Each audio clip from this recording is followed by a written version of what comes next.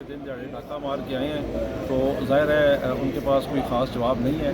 आज भी उनके कोई एक दो वकला आए थे, लेकिन आइन बाई शाइन वो भी करते रहे हैं। जो उम्मीदवार हैं, जो नाजायज़ मैंने हैं, वो खुद नहीं आए। तो असल बात यह है कि हक़ और सच वो गालिब आके रहेगा। और आज जज साहब ने अपना माइंड डिस्क्लोज़ कर दिया है।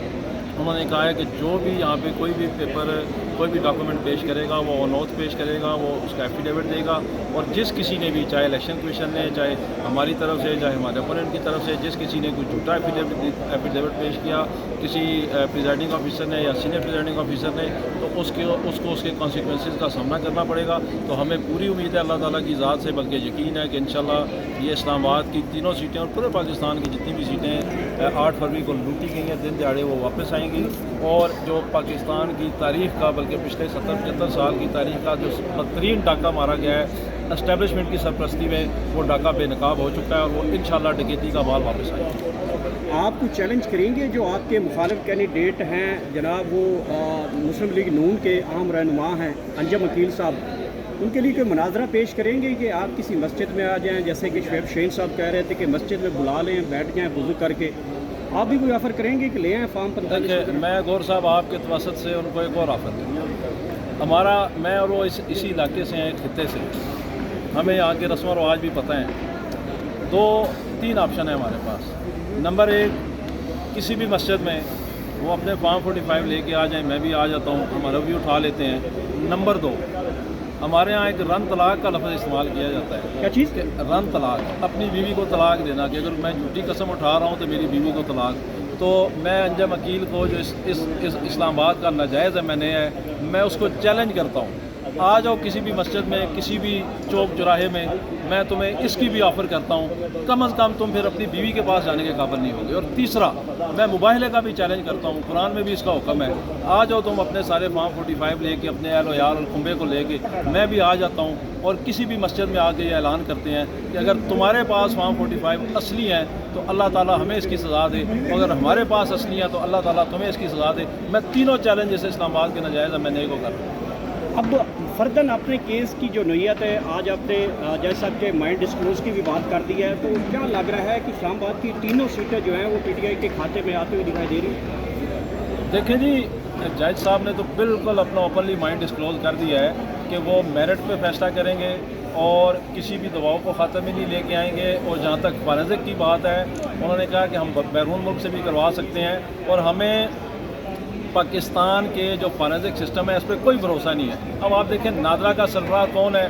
नादरा का सरबराह एक एस्टेब्लिशमेंट का हाजिर सरबराह अफसर है। जिस एस्टेब्लिशमेंट ने हमारा इलेक्शन लूटा है, उन्होंने अपना अफसर नादरा का सरबराह लगाया हुआ है। तो हम बिल्कुल गुजारिश करेंगे हाई कोर्ट से कि हमारे जो फॉरेंसिक हैं, हमें बिल्कुल एतमाद नहीं है इन पर। हमें आप किसी बैरून मुल्क, किसी भी जहाँ से ये बेहतरीन तरीके से और हक और सच पे फॉरेंसिक हो, वहाँ से आप हमें फॉरेंसिक करवा दें। और इस्लामाबाद की तीनों सीटें इंशाल्लाह वो जल्द वापस आएंगी। जो फॉर्म 45 के ऊपर एक फॉर्जरी की गई है, उसके लिए भी फॉरेंसिक होना ज़रूरी है। जो बाकी जमातें हैं उनके पास फॉर्म 45 और PTI के पास जो फॉर्म 45 वो सेम है।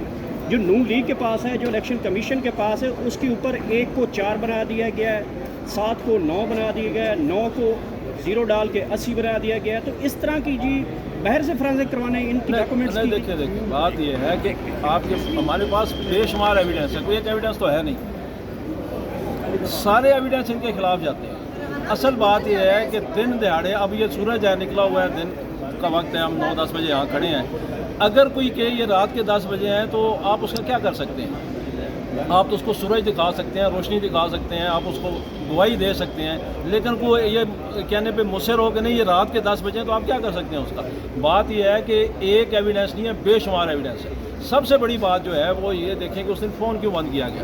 फ़ोन बंद करने के लिए पहले बलोचिस्तान में 24 लोगों को बम ब्लास्ट में मारा गया। ये सारी एक कनेक्शन है। इस्लामाबाद में, पाकिस्तान में इलेक्शन लूटने के लिए पहले बलोचिस्तान में 7 फरवरी को ब्लास्ट करके 24 बंदे शहीद किए गए बेगुनाह। उसके बाद उसको जवाब बना के 8 फरवरी को फ़ोन बंद किए गए।